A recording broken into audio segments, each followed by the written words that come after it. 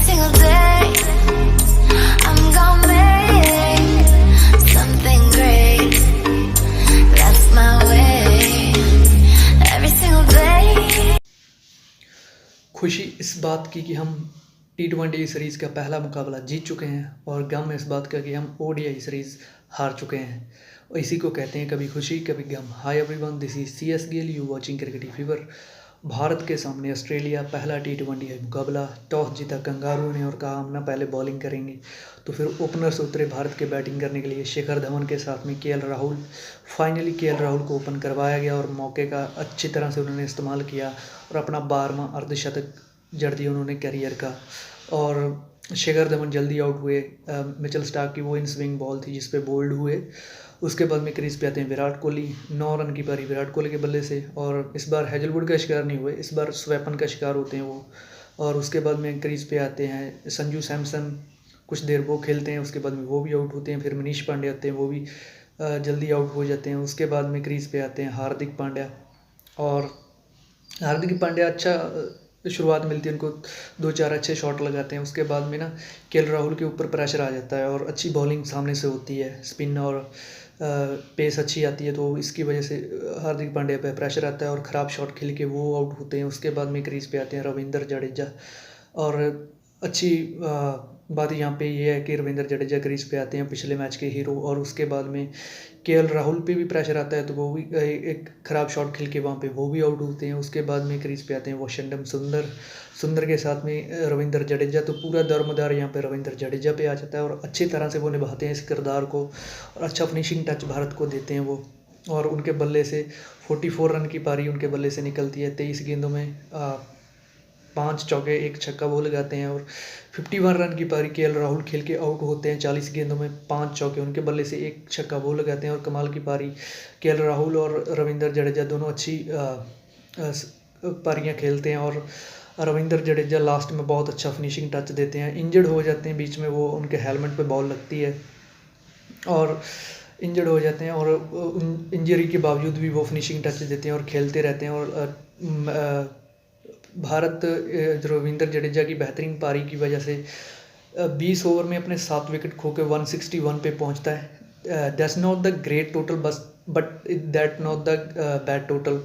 एक अच्छा भी इतना बड़ा भी टोटल नहीं था कि बहुत बड़ा भी टोटल नहीं था, लेकिन इतना बुरा भी टोटल नहीं था कि अब लड़ाई भी ना कर सको। तो लड़ाई के लिए हिम्मत और ताकत और रन से दिए रविंद्र जडेजा ने। और अब ऑस्ट्रेलिया को जीतने के लिए 162 चाहिए थे वहाँ पे। कंसन इंजरी के चलते रविंद्र जडेजा की जगह पे मैदान में उतरते हैं Yuzvendra Chahal. Not like fielder, is proper player.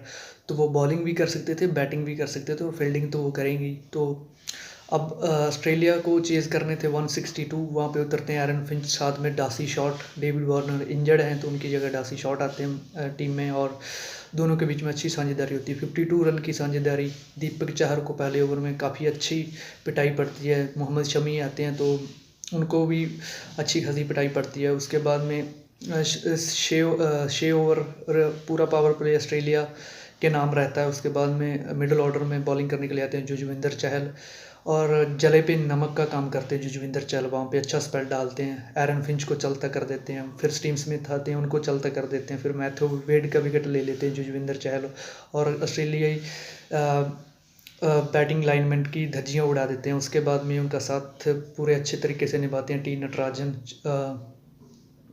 अच्छी यॉर्कर्स डालने के लिए मशहूर हैं वो, और T नटराजन अच्छे यॉर्कर डालने के लिए मशहूर हैं। डासी शॉट को वो आउट कर देते हैं।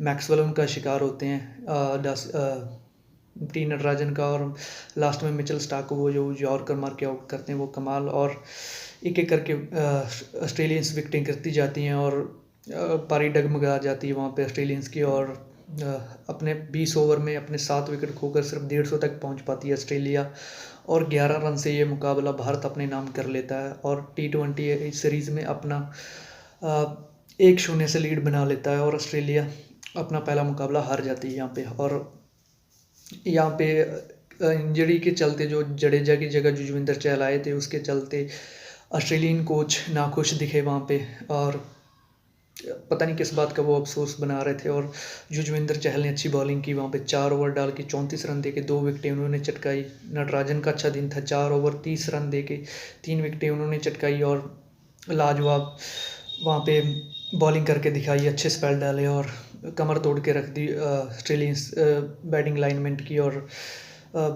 बहुत अच्छा दिन था भारत के लिए और युजवेंद्र चहल के लिए बहुत अच्छा दिन था। और युजवेंद्र चहल प्लेइंग 11 का हिस्सा नहीं थे, रविंद्र जडेजा की जगह पे वो आए थे, जैसा कि मैंने बताया।